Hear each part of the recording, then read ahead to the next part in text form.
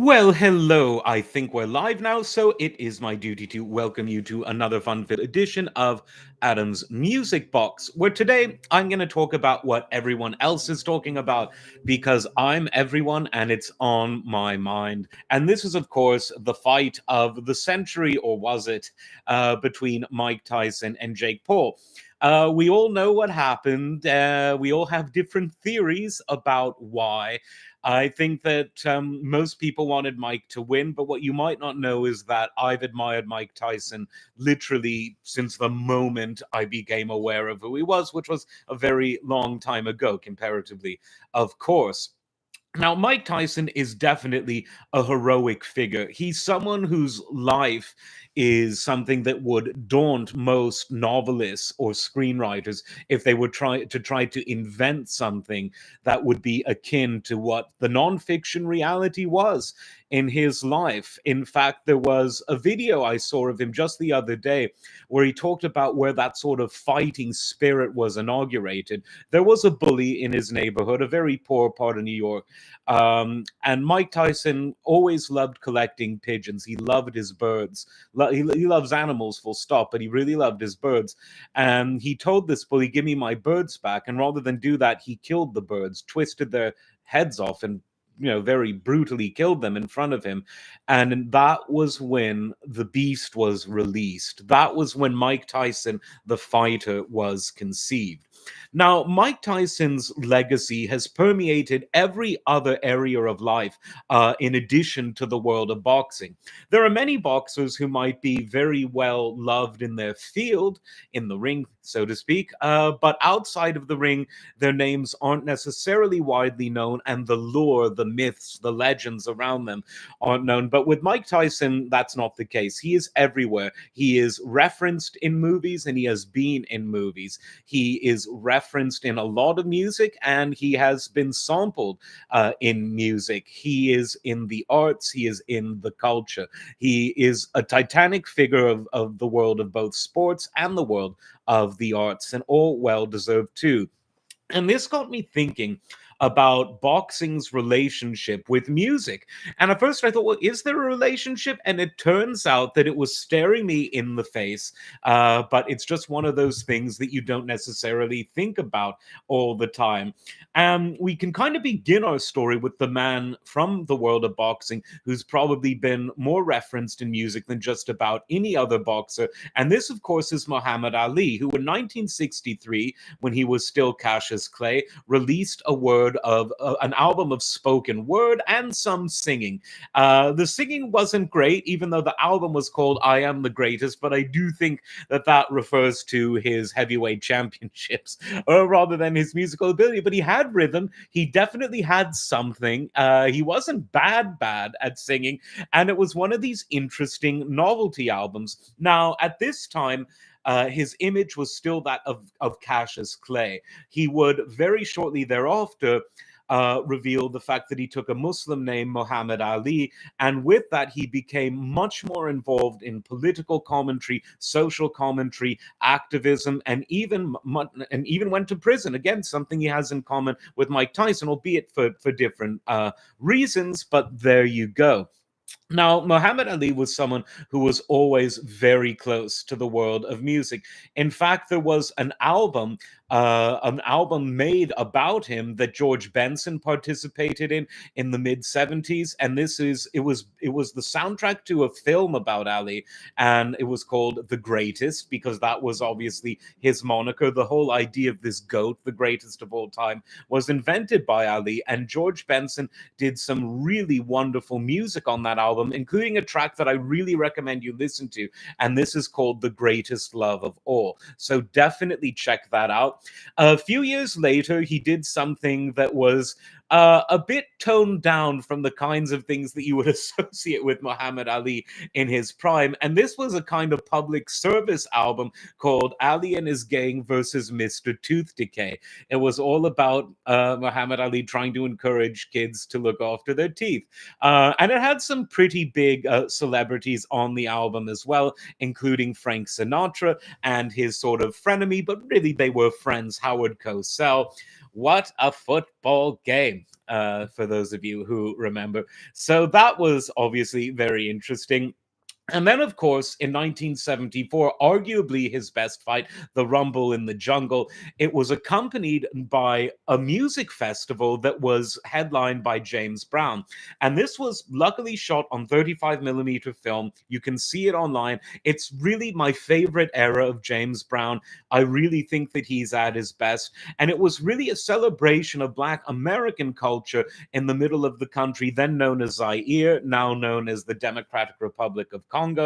And there were a lot of other great artists from both Africa and North America there. B.B. King was there, the wonderful Crusaders, Joe Sample, wonderful musician there, the Cameroonian musician Mono Dibango. Really interesting festival. So you should definitely check that out.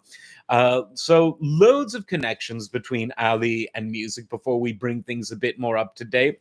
Also in the early 70s was an album all about boxing, a wonderful Miles Davis album. I think one of his best. Again, the late 60s, early 70s happens to be my favorite era for Miles Davis. I think he was at his most adventurous, his least, not that he was ever apologetic, but he was really unapologetic in that era, really expanding the sonic and improvisational horizons of his music.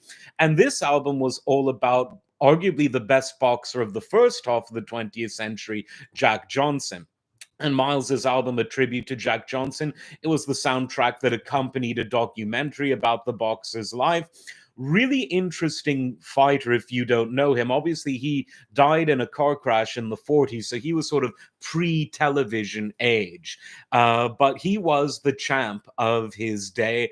He was arrested in what most people think was a terribly racially motivated arrest. He was pardoned by President Trump in his first term. Interesting story there, and really interesting music by Miles Davis. So that's another interesting connection between the world of pugilism and the world of jazz improvisation. There are other things to think about too. Look at Rocky. Rocky obviously popularized an already popular sport. Television really helped boxing become really, really popular in the 60s and 70s. And I think that you have to credit some of the great fighters of that era for helping the sport become ever more popular, Ali being the first and foremost among them. But the Rocky films came at really an interesting time at the very tail end of Ali's career, but before the world got to know Mike Tyson, the next man who really took boxing into that stratosphere. And what would Rocky be without the multiple soundtracks? There's obviously Bill Conti's theme from Rocky, da da da da da da. Eye of the Tiger from Rocky 3 by one of my favorite sort of hard rock AOR bands, melodic rock, call it what you will, Survivor's Eye of the Tiger.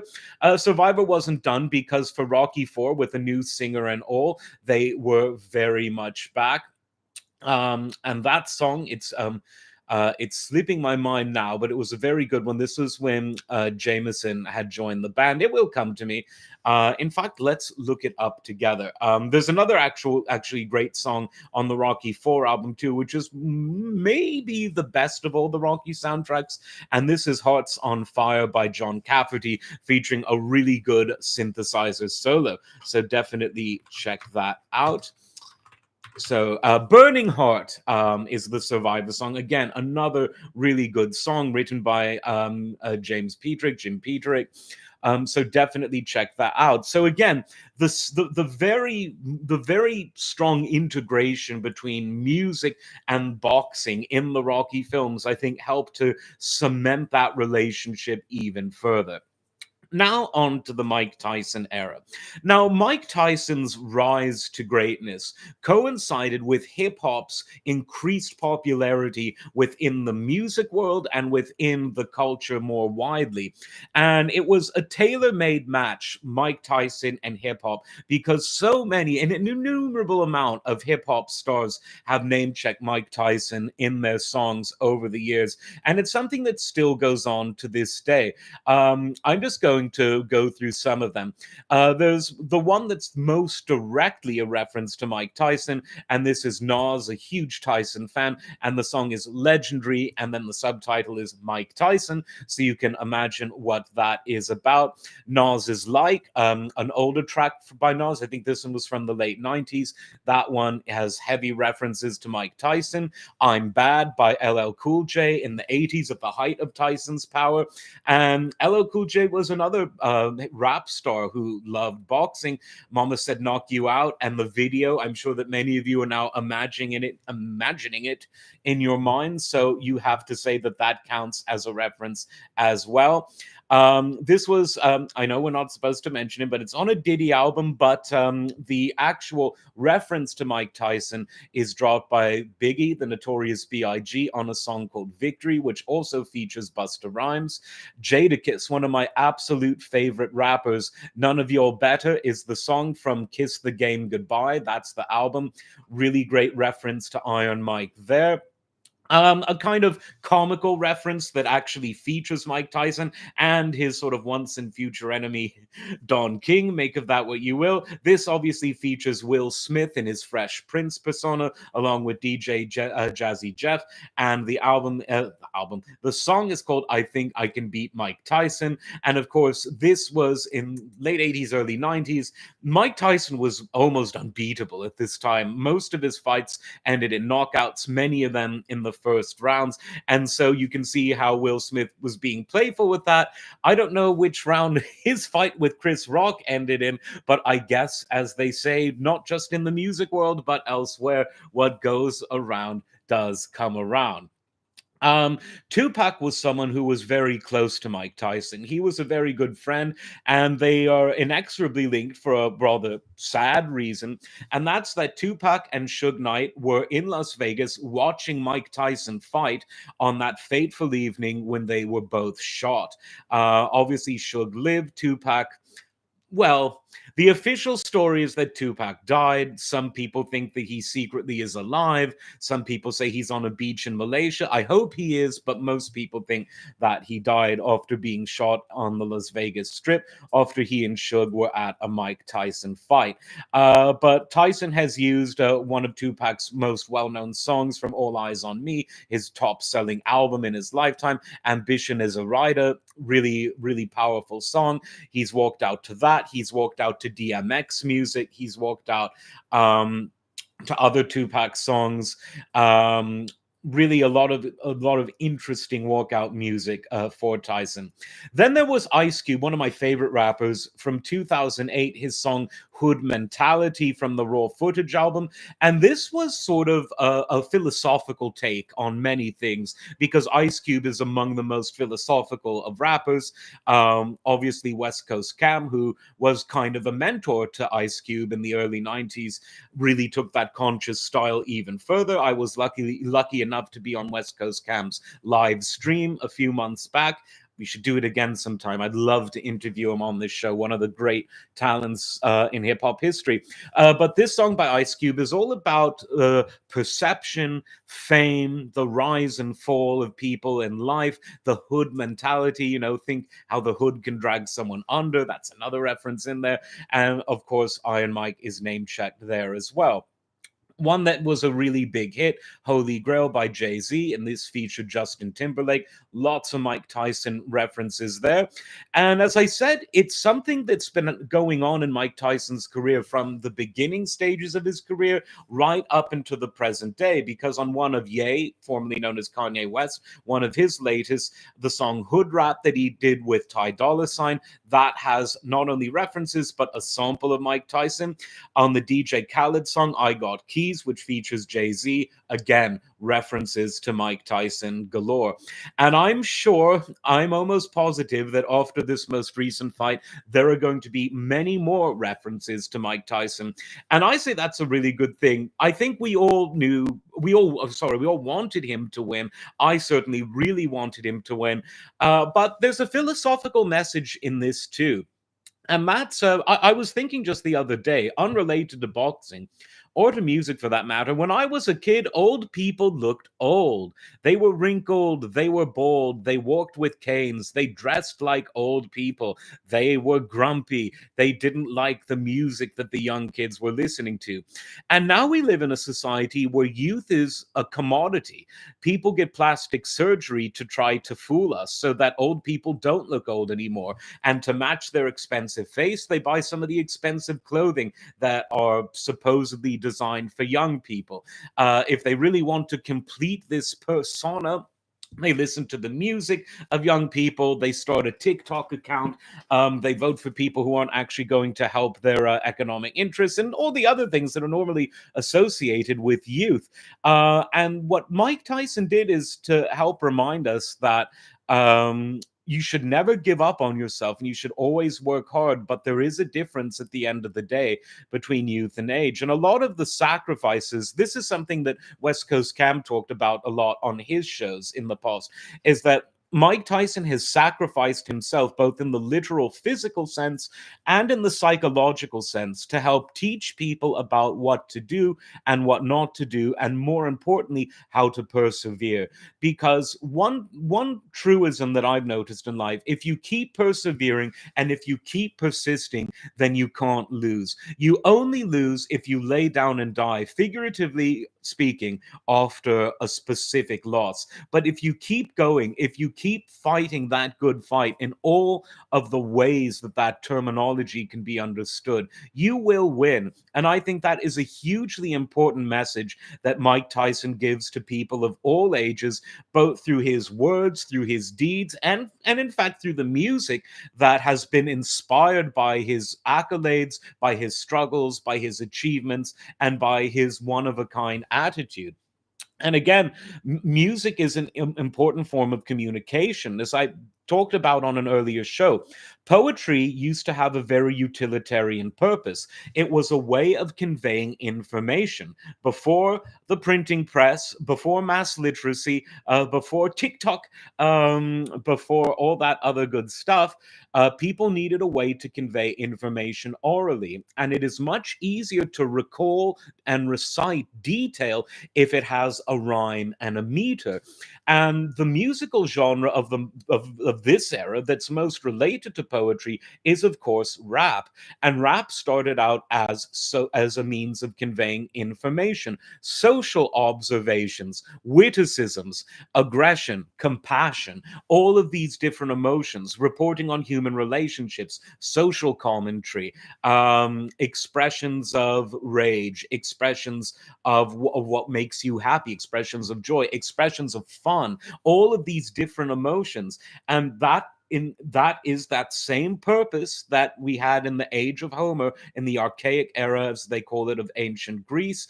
It served that same purpose of information communication and emotional communication. And I think that in that sense, it's very important that Tyson's achievements and his attitude and his ethos have been committed to tape, put down on wax in these songs, because future generations who will rediscover the music will rediscover Mike Tyson. There's another interesting musical connection that I noticed over this last week. Before the fight, he was interviewed by a girl who I think was 12 years old, very obviously intelligent for her age, aspiring reporter. And she asked him about legacy. And he said something almost identical to what Frank Zappa was asked about legacy in the months before he died. Tyson said that it really doesn't matter. It's all about what you're doing in the here and now. And legacy doesn't matter. When you're gone, you're gone. And Frank Zappa said that too. He said that politicians and people who have that kind of vanity and ego will spend a lot of time and a lot of money making sure that remembrance is just fantastic. But for him, he said it doesn't even matter whether you're remembered or not. And I think that's absolutely the healthy attitude to have. And I think that it was very positive that he gave that young girl reporter, that dose of wisdom, because lying to people, whether they're children or otherwise, doesn't really do you any good, because eventually you're going to find out the truth. Better to find it out early in life so that you're prepared for it, just like preparing for a fight. So even in a fight that he lost, I think that we can still learn so much from Mike Tyson.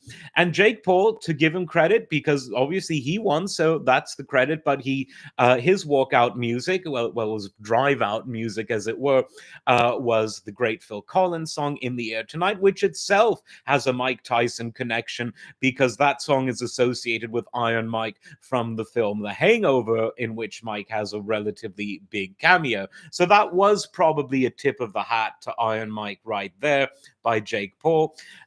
So those are just some of the musical connections to Iron Mike, to boxing as a sport, and to philosophy, the kinds of philosophy that I've gained from music and that I know others have gained from music. Other songs about boxing, it's not actually about a boxer, even though you wouldn't know that from the title, but we've got to give, special bonus credit to Simon and Garfunkel for their song The Boxer, because it gets you thinking about boxing, even though the song itself doesn't really reference the sport. But there you go. And so that's all about boxing. Maybe we can do one about UFC. We all know that at the UFC event yesterday, Kid Rock was there, as he always is, with some close friends of his who are presidents past, present, and future. So that's always an interesting musical connection there. But just speaking from the heart, even though it's a music channel, I just want to thank Mike Tyson for being such an inspirational figure to me and to so many. Whether he hears this or not, he probably won't. You never know. But he really has been a huge force whose sacrifices have been teachable moments and inspirational moments for all of us on that receiving end of the knowledge and of the experiences that we gain in our own psyche from watching how he has dealt with them. We'll see what the future holds for Mike, but hopefully, with the Super Bowl around the corner, he can get that bag by being in some high level commercials on that event, which hopefully won't be buffering, even though Mahomes is probably going to win buffer or no buffer. Won't Taylor Swift have something to say about that? As always, like and subscribe because that helps with the the amalgamated algorithm. Very helpful that. Pass it on to your friends, your enemies, fans of music, fans of boxing, fans of low production videos that are very poorly lit, all those sorts of great people. Get them on the channel, have them send a super chat, have them buy a membership. As always, like and subscribe, and we will see you next time. Take care.